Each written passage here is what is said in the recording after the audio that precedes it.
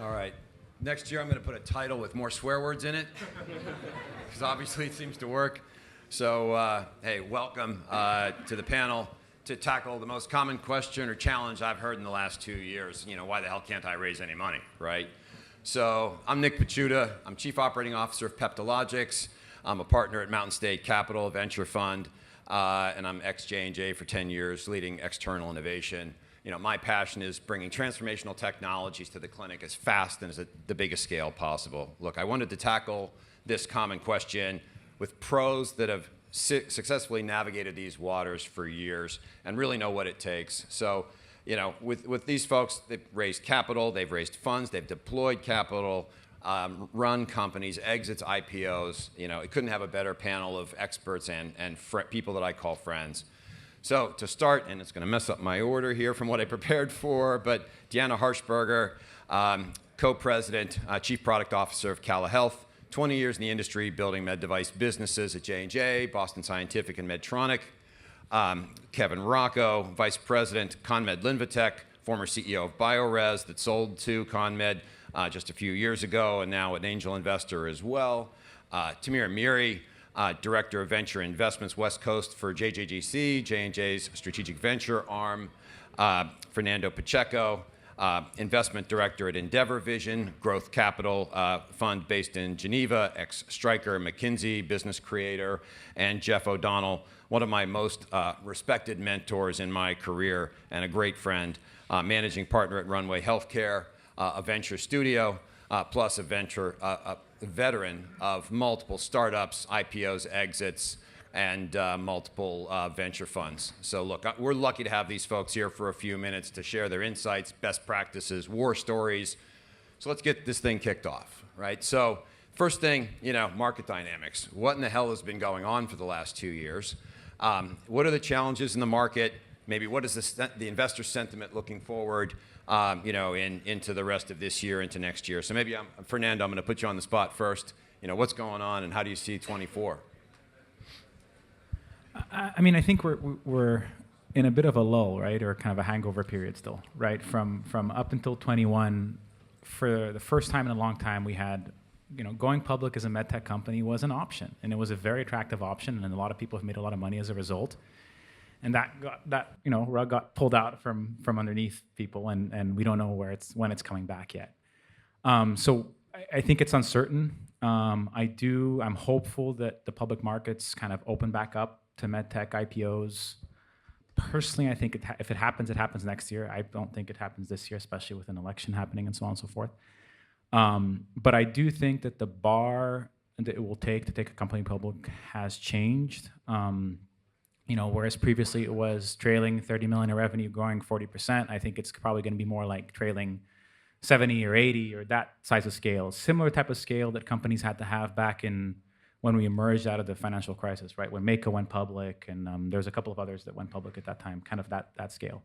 Mm-hmm. So that, I think, will be the signal that then starts the cascade, that, you know, opens up back M&A and so on and so forth. Okay. Tamir, I'm going to put you on the spot as the strategic investor there. How do you see this year playing out?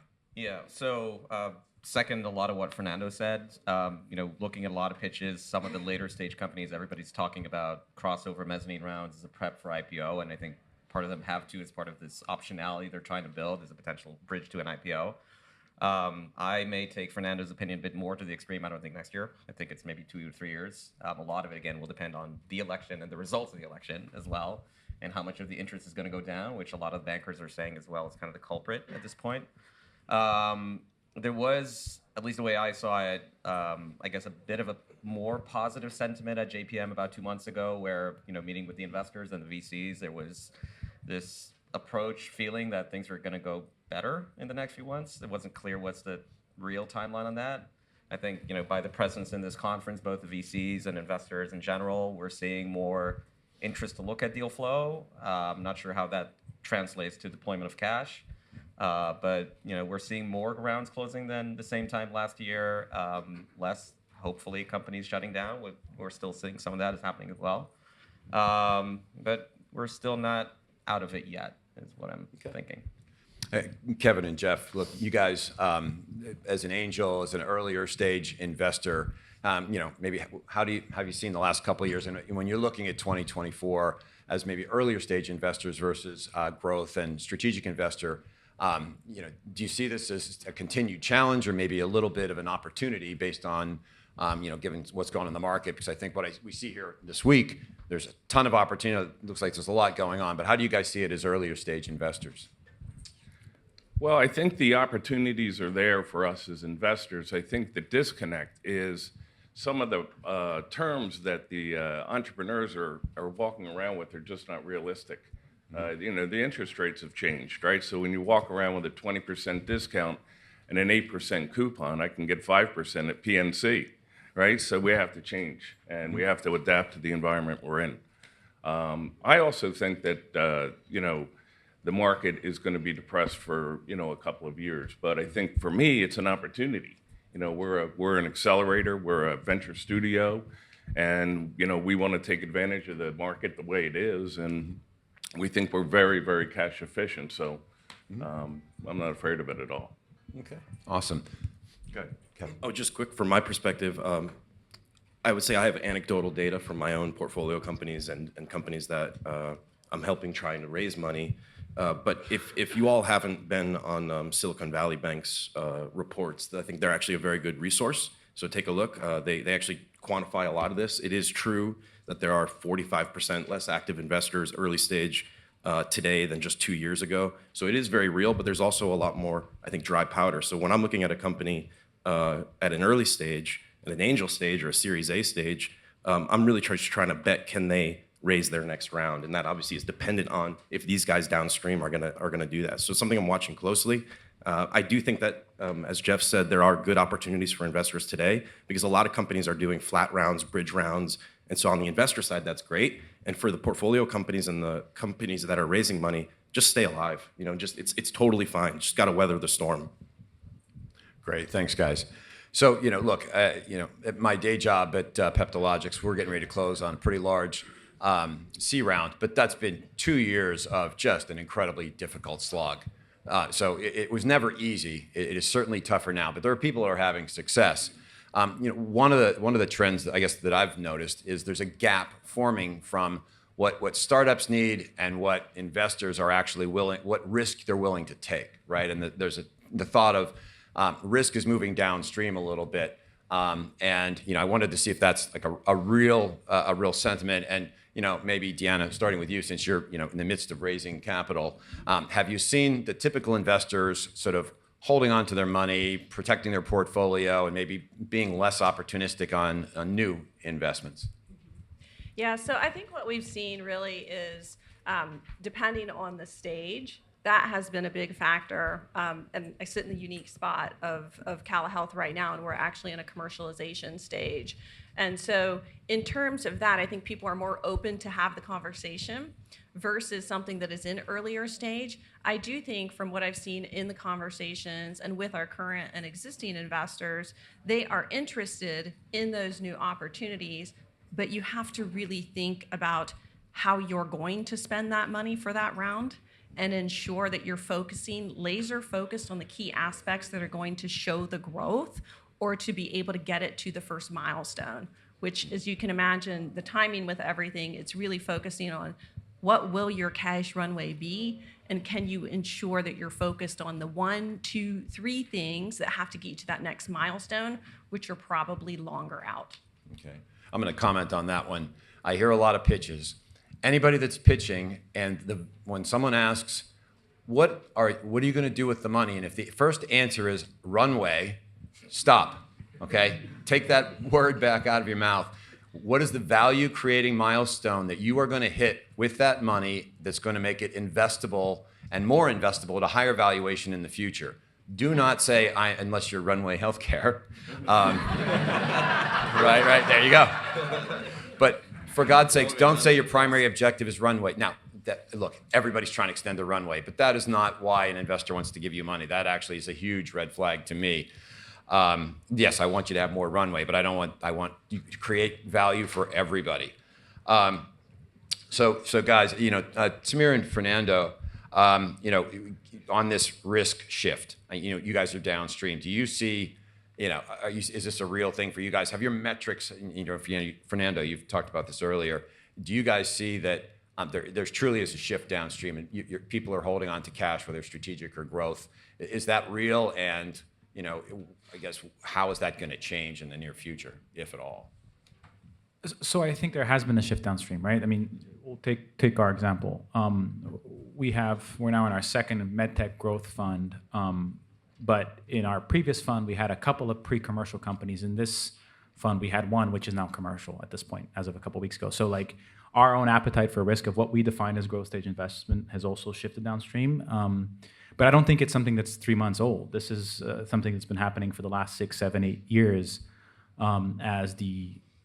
It starts with the M&A, right? I mean, on the M&A side, if the M&A is pushed to the right, then the late stage investment gets pushed to the right, and the mid stage investment gets pushed to the right, and then it kind of creates a gap on the early stage, which I am not smart enough to know how to fill. But I do think there's a shift. But I will say, and this is also from our own learnings, a shift downstream to more commercial stage companies, it doesn't mean there's less risk. It's different risk. In particular, when you're spending, you spend $10 million a year on sales and marketing or $20 million a year on reps, right? A sales miss or a gross margin miss is a big deal, right? Because it may mean you cannot raise that next round as a result, right? So it's not binary risk because you're going to fail a clinical trial, but you got to be sure about that or have buffer about that. So it's still risk we're exposed to, and we've had some challenging situations in our portfolio as well as a result. I'll add, I think from a strategic investor perspective or a strategic player in general, right? You look not just at J&J, but at our competitors in the medtech space, very evident by a lot of the reports that are coming from the HSBCs, the SVBs of the world. You're seeing, first of all, the CVCs have been very active in the last 2 years, very opportunistic in the sense that, they're the ultimate buyers at the end of the day. So if they can, put a small amount of money and ideally put a fixed price option or buy in one of these companies and be opportunistic, they would obviously do it. So you're certainly seeing more CVC deals being done in the advent of VCs doing less and less deals. On the other front, though, have things moved downstream for us? I think in most cases on the medtech side, they've actually moved upstream for us. So we're being more opportunistic. Companies that are finding it very difficult to fundraise will certainly take the brunt of it, and obviously we don't have the problem taking a majority of the round. And then we're also seeing a lot of things shift towards build to buys. So we would be sometimes a sole investor in the company, fund it, and just get a fixed price option or right of first refusal and get it in. So I think a lot of it is, again, for us, and I'm assuming for the rest, really around the strategy and does it fit the playing cards that we're playing. But we're seeing a bit of both, but mainly actually moving earlier than later on our fund. You just touched on the opportunity given what's going on with valuations, whether it's in a note cap or a priced round or an exit valuation. Valuations are down. What kind of opportunity does that present to the folks? I'm just going to open it up to whomever. How does the lower valuations right now open up opportunity? Well, I think it's a good opportunity for the entrepreneur and the investor.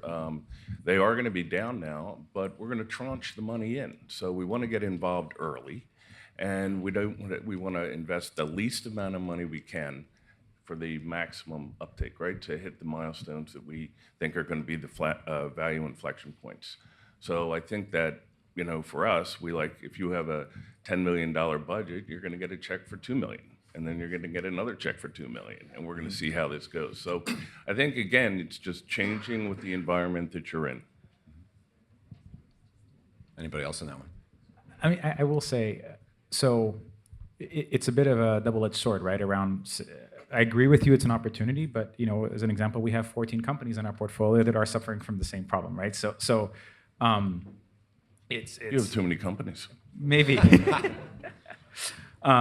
Maybe, right?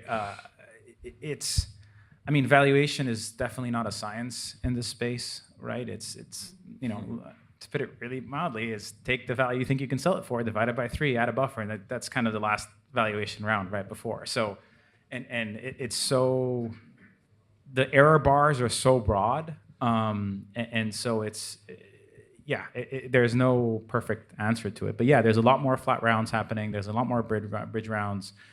I think there's also going to be situations where a lot of companies got marked up in portfolios of venture funds, and those are hitting a bit of a cliff. And so LPs are going to get very concerned about that, I think, for a number of venture funds, especially given the 2021 kind of frenzy.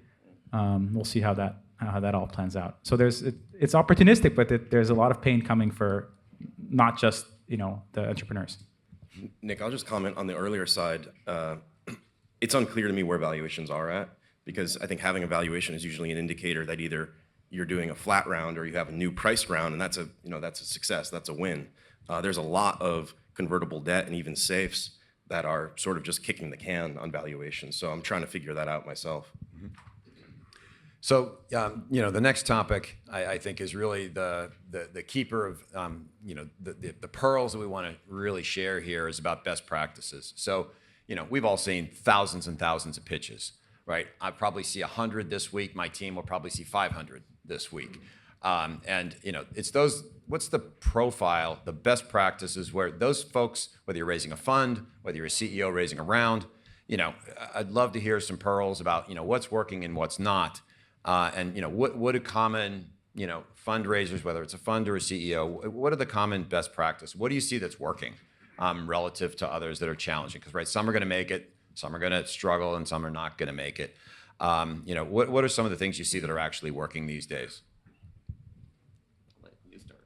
You were pitching today. Yeah, there it is. Perfect. Yeah, I mean, I think what I've seen resonate really has been just kind of going back to having very clear milestones and being able to say how you're going to get there with actual proof points.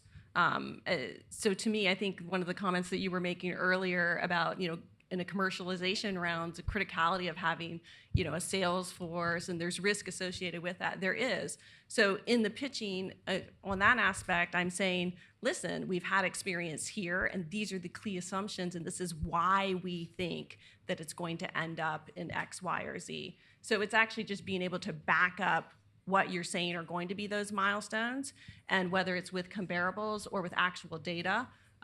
Actual data is always better, which is why getting that experience first and then going for that pitch, I think, is important. Awesome. I want to hear from everybody on this one, so I'm just going to go down the line.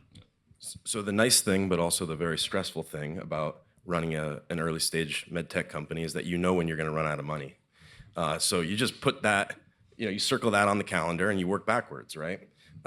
Build yourself a timeline and have the confidence to say, we're going to raise our round before that date, and then be transparent with your potential investors. Hey, we're looking to raise by this date.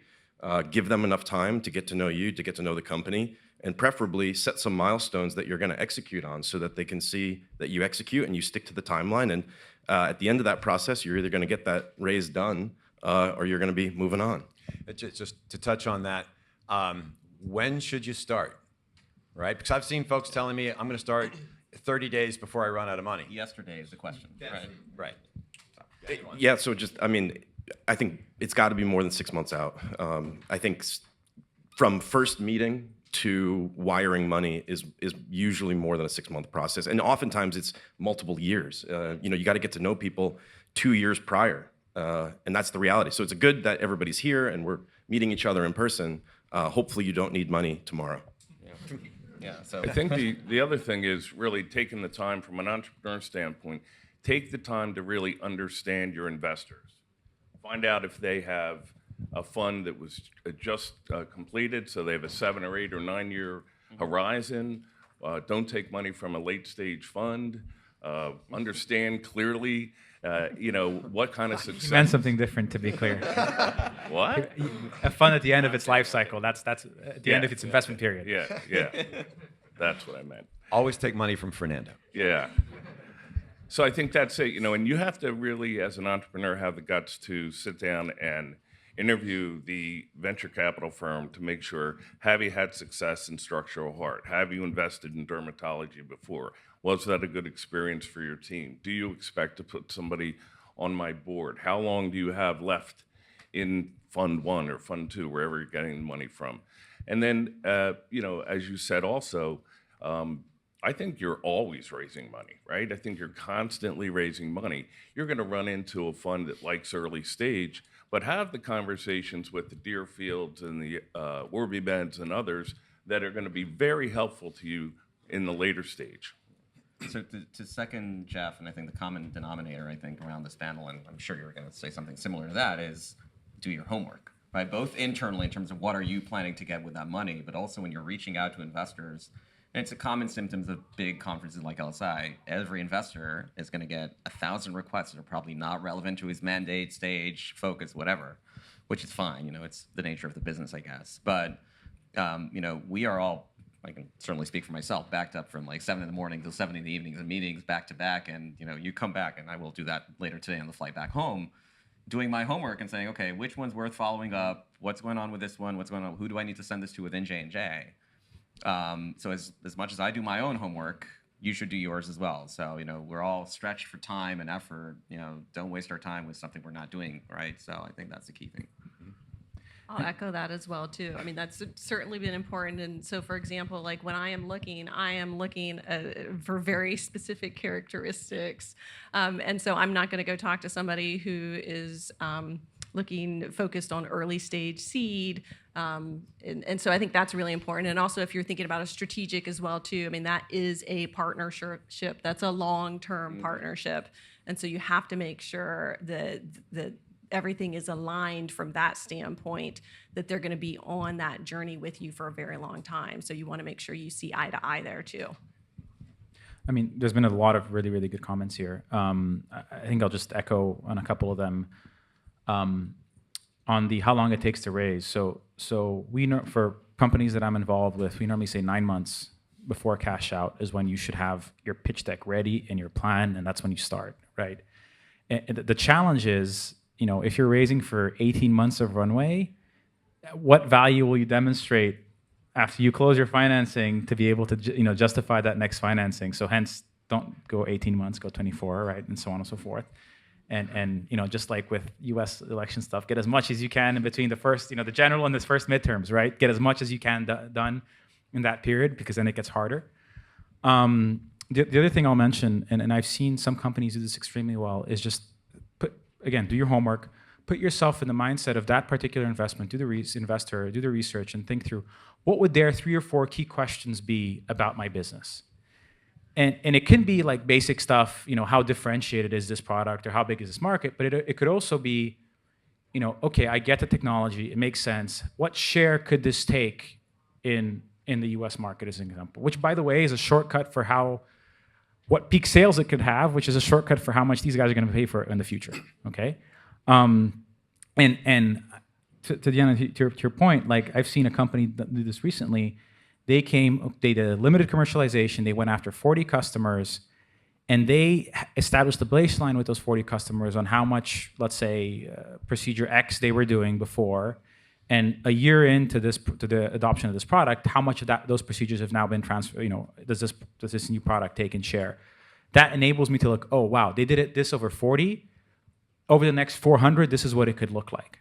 Right, and that was, they had actual real proof points in terms of limited commercialization that justified some of their assumptions in their business model that I'm going to have to back.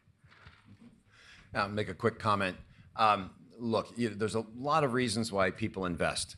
As an investor, what I don't invest in my primary criteria is not your pitch deck and your IP and the data slide and all the great things that you've done along the way. I'm investing in you. It's the person. Are you compelling? Can you tell a story? Are you passionate? And are you the person that's going to get it across the finish line and that ball is not going to hit the floor, right? Do you have the drive and deliver this across the finish line? Because pitch decks don't get a deal across the finish line. The person does, right? So if you're not credible, and it literally takes about 30 seconds into that conversation where the investor's in or out. You haven't even opened your pitch deck yet. And how many of you have had to tell your story to someone at breakfast, lunch, the bar, the hallway today? Everybody. Can you tell your story in 30 seconds, get enough interest that someone wants to have another meeting with you, right? Don't obsess about the pitch deck. Obsess about the fact that can you convince someone in 30 seconds that you've got something that they need to pay attention to? right? If you can't do that, don't worry about the pitch deck. It's not going to matter. And try to take the opportunity to do that, right? When you're talking to somebody, make sure that they know that you ran into a problem before and you got yourself out of it. Because that's exactly right. We're not investing in business plans. We're investing in people that have the tenacity and the passion to start again, pick up the ball and keep going forward. And I will add just quickly, it's honesty and modesty at the end of the day. You need to be honest about, don't lie. Of course, don't lie as a general rule in life, I think. But in general, when you're talking to an investor, it doesn't create a lot of trust. But I think also be modest about what you don't know yet. Don't overpromise, because that kills the deal, right? Or kills the person in that end. So. I was just going to comment that 30 seconds that you're going to do that pitch on, there's a ton of homework that goes into that. That's not just I'm going to toss up like a couple key slides from my pitch deck. That is based on I've done my research to find out who I'm actually talking to, what's important to them, and again, what value can I show, and those proof points in there. And you can do that in 30 seconds. If you can't, then you haven't really thought about your value. Yeah, let me hopefully give a little hope here to the room after your fire and brimstone. I think investors like to hear that you're an MIT spin-out, Nobel laureates, you've sold 2 companies previously, and you have name brand venture capitalists involved already. I did not have any of those things. I was a first-time founder, first-time CEO, relatively young, none of that stuff. And that's, I think, ultimately why I struggled to raise money. And so what I ended up doing, obviously, was trying to outwork everybody, but also raising money from angels. And we ended up raising the majority of our $12 million through angels, and we just kind of kept going. So, if you are struggling to raise money, especially if you are a first-time founder or don't check all of those typical boxes, there is money out there. It just may not come from name brand VCs. Yeah, I mean, it's a great point. Look, everyone here has failed. An investment, a project, a startup. If you admit, hey, we had a problem, but here's what we learned from it, and here's why we're better now, and I'm an even better, less risky bet because of what I learned, right? So moving on, there are obviously those few best practices. There's also some challenges, right? There's always a red flag here and there that investors are looking for. Where's the risk? How do I find that risk? They're going to probe very quickly and find out where the weak spot is, because they don't want to have that weak spot as they to discuss that with their investment committee and find out you missed something, right? So one of my first points is I'm going to steal a line from a comedian that said, if you're starving, go where the food is, okay?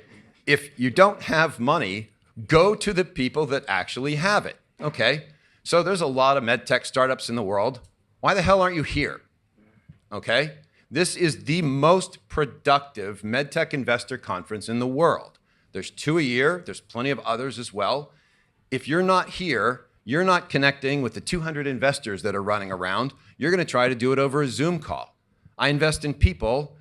It's even harder when that person's on a Zoom call as opposed to live. Here's your live opportunity.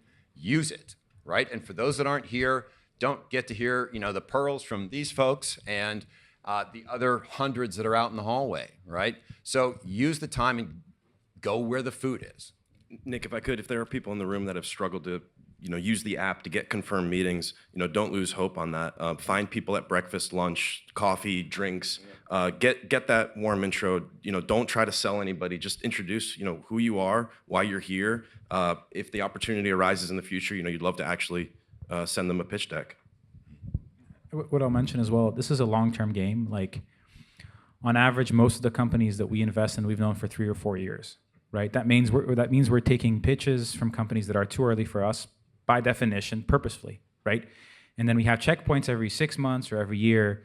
Okay, they said they were going to your point about investing in people, they said they were going to do A, B, C. A year later, they did A and B, and they learned a bunch of stuff on C, right? So that's okay. So keep going, right? And we check back in, and then when you make the investment, you know whether they have kids or not, whether they have a dog, like the person, because it's a marriage, right? You're going to be together on a board for 5-6 years. You want to be there for 3 to 5. You're going to be there for 6 or 7, right? At least. And so this is the diligence process, and it's the dating process, and it takes years. Yeah, and I'll add a comment. It's a Catholic marriage, so you can hardly divorce, and if you can, it's getting very ugly, and you're hurting the kids, right? So, I think the other thing is that, sorry for being the blunt Israeli in the room, but I think the other thing is, it is a all around the people, right? So there is, even at this conference, a certain entrepreneur who is in the Bay Area. So I've met her physically in the Bay Area several times. And obviously wasn't on strategy for us 3 years ago, but she is impressive. And I thought all the conversations were very insightful and fruitful, and the business plan looked great. Let's keep in touch. In goes another meeting and another meeting. And suddenly it's not on strategy, but we are taking a deeper look, and we may very well invest. So again, to your point, 3-4 year journeys, and then you invest. Sure. I mean, when you're pitching, and you have to assume that there's a 99% chance that group is not going to invest in you. So what? They might not invest now. They might not invest next year. It might be 3-4 years down the road. But again, if you're credible and compelling, they're going to want to find a reason to invest in you and your company. It might not be this. It might be the next one. But again, it's the relationships that you build and the trust and credibility that get you in the game, right? So use that time. Everyone's here either to tell a story or to hear a story. Nobody came here to look at the ocean all week long. Of course, it's awesome, but everyone in the hallway, everyone at breakfast, lunch, dinner is here to tell it or hear it. So use the time. No one's here to blow you off, right? It might not invest now, but the question I would always ask is, okay, you're not interested. Why not? What could I do better? And if you're interested, but you can't do it now, who else? Can you give me one name of someone else that you think might be interested given my stage or my story, right? And everybody wants to help. If you have a relationship and you tell a story, they're going to try to help you, right? So use the time, use the access, and at least come away with a better understanding of who they are, what they invest in, when they want to talk to you, and get a name of someone that they can send you to. Yeah, and maybe just one comment to add, Nick. I think as kind of best practices for investors in general. If you're saying no, say why. Don't just say no. You can say it's not a strategy, it's too early, that's fine, but at least give some feedback to the extent that they know how to improve, right? And if you, as founders and entrepreneurs, at least ask, if you're not getting that, at least ask us that you know how to improve either for that same investor or the next one in line. And I think if you are a first-time CEO, you can say you're a first-time CEO and then point to your advisory board, point to your board of directors, point to the credibility that you do have. Yeah, obviously. So let's talk about a couple of unique models or maybe upstream models. So, I know that, Jeff, you've got an interesting approach, right? And you're taking advantage of the opportunity here. And you mentioned Venture Studio. So tell us a little bit about, so what that is and how that works. Because I heard it maybe once 2 years ago. I heard it 3 or 4 times last year. This year I'm hearing it 10, 15 times. What the heck is a Venture Studio? Yeah, well, I thought I was an accelerator until your partner told me I was a venture studio. So I've been lucky enough to work with teams and do 8 startups. And so I thought back on my career and I said, what went well and what didn't go well? One of the things I noticed is that I raised a tremendous amount of money for single product companies. And so once I built up the infrastructure of accounting and regulatory and quality and engineering, I look around, I have this whole infrastructure for a one product company. So we said, what if we could take a management team that's been there and done that before, like these folks, and we could put a management team together and we could raise a fund. So the CEOs don't have to spend 80% of their time at these meetings. You can spend 80% of your time managing the project, right? What a concept. So we started Runway, and Runway Healthcare is a venture studio. We have the money, we have the fund, we have the product management team, we have the engineers, there are employees, and you bring your idea to us, and if our interests are aligned, meaning that we're early in, but we're also early out.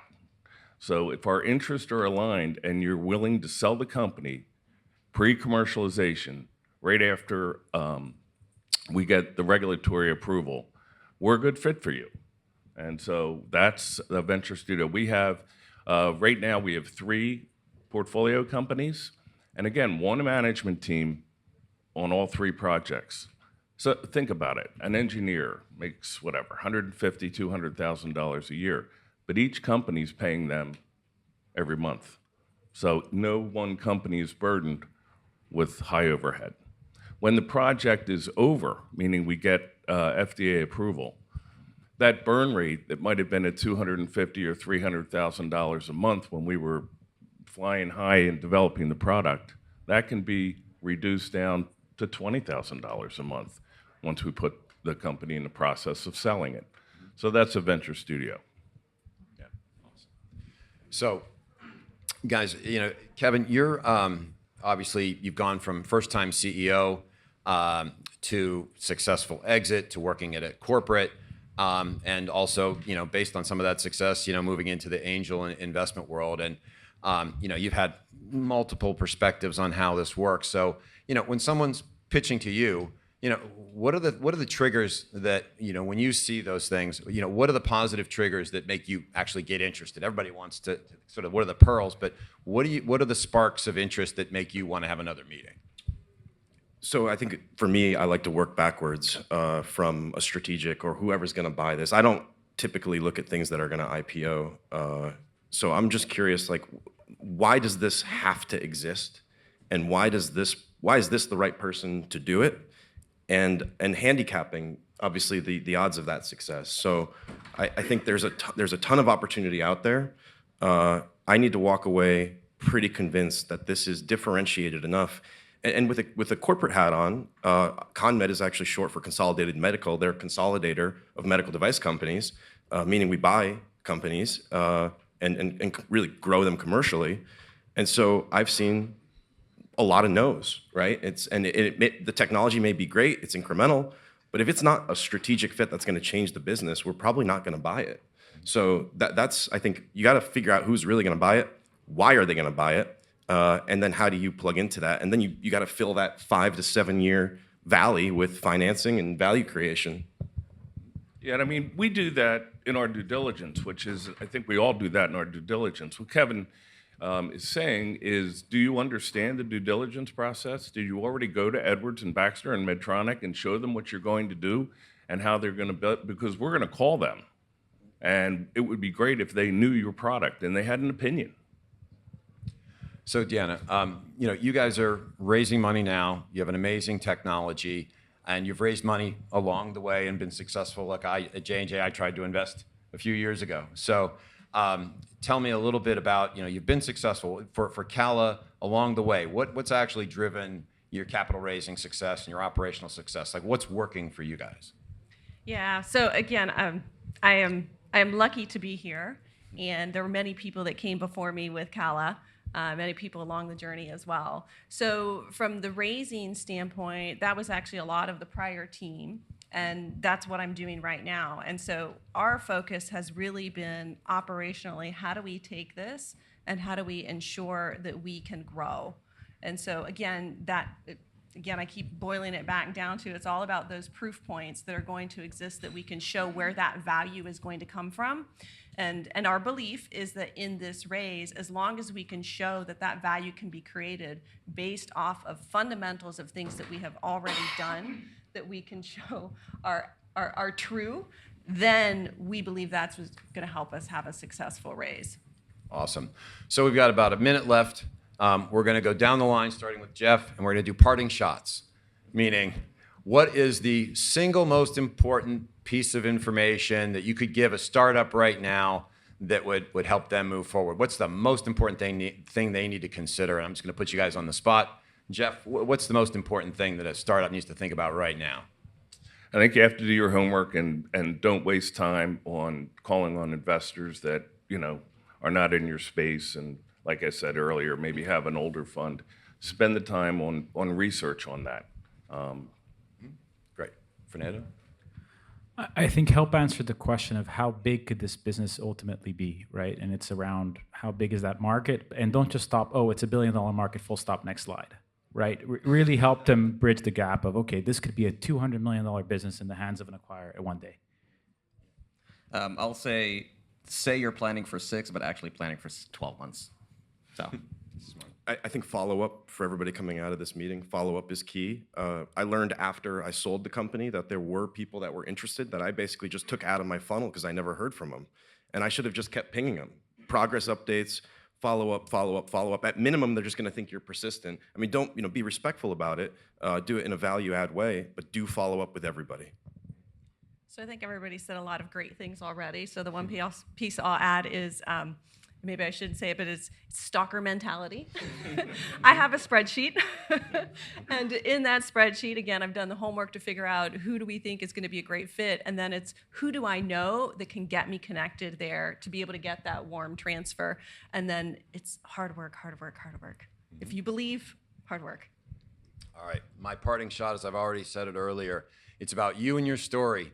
So if you haven't practiced that 30 seconds, you're going to get versions, right? 30 seconds, wait, here's a half an hour meeting, I got a 1 hour meeting. Whatever time slot you have, you better be able to tell that story, and you better practice that. Make it, before you raise money, you better have that 30-second, half an hour and 1 hour pitch deck ready to go. You better have a teaser. If you're going to raise real money, you better have a data room and know what that is and what needs to be in there. But pressure test it. You've got board members, SAB, business advisors, investors, future investors. Pressure test your story as many times as you can. And if the first time you're telling it is the day before you came here, you're in trouble. It's about you and your story, so practice and pressure test it so you've thought of every question you're going to get before you get in here. Awesome. So, hey, we're so lucky to have these folks. I really appreciate the time. I appreciate the fact that we filled this room over lunchtime. So thank you so much. Good luck with the meeting, and we'll see you next time.